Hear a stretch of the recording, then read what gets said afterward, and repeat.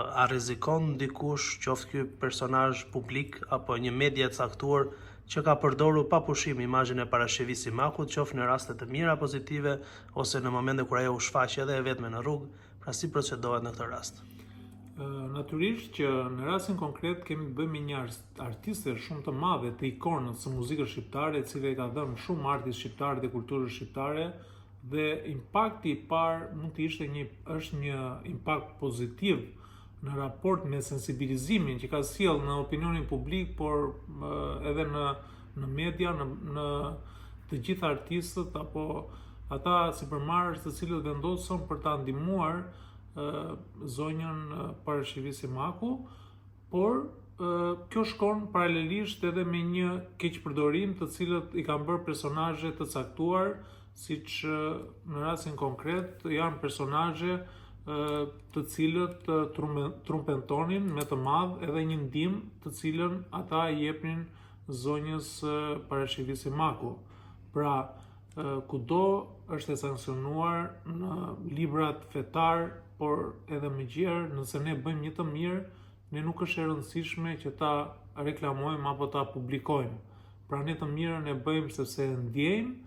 dhe e bëjmë në mënyrë që të ndihmojmë personin i cili ka nevojë në momente të caktuara siç ishte zonja Simaku. Nuk ka ndonjë sankcion penal, që do të thotë ndonjë dënim penal lidhur me përdorimin e imazhit, por ka një,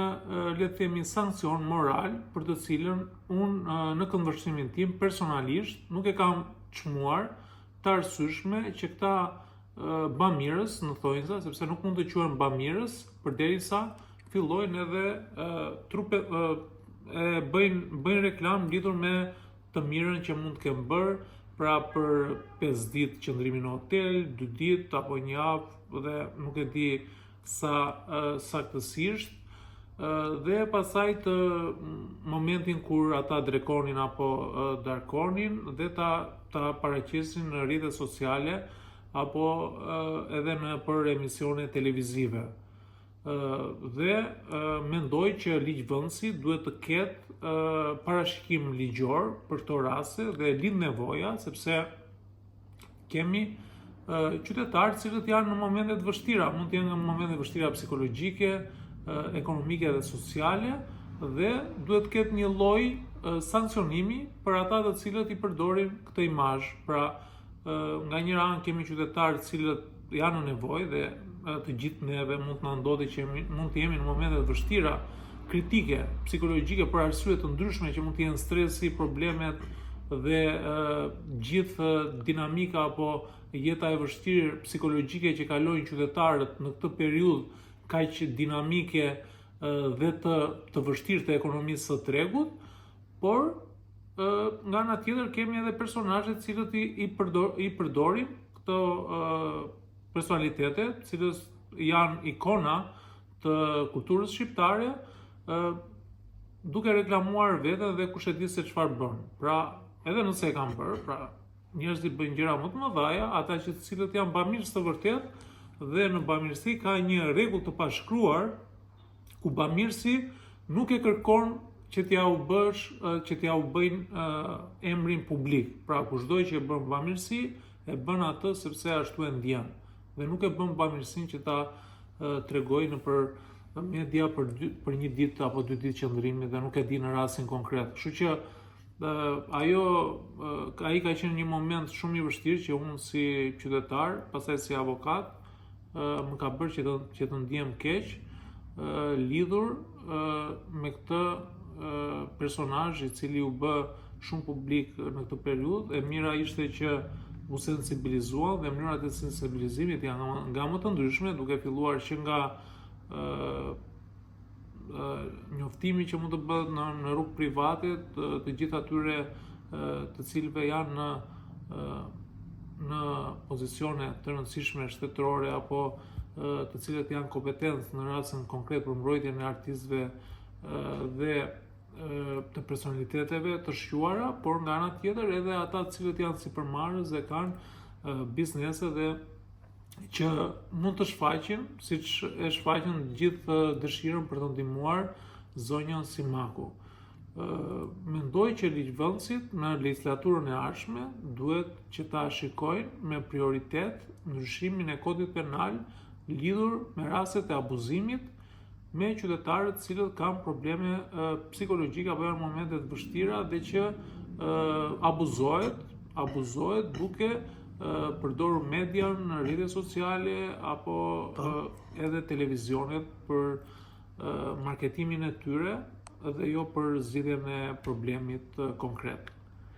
Po nëse për shembull zbulohet që para Shevi Simaku të gjitha paratë që janë mbledhur në emrin e saj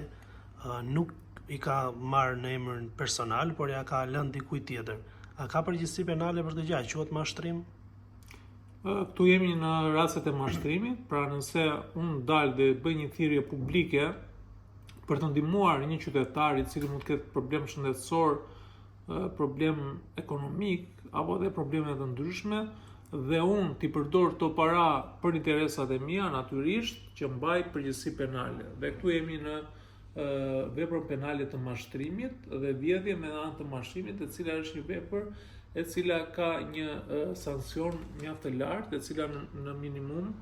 kjo është nga 5 deri në 20 vite burg, varet nga rastet, nëse është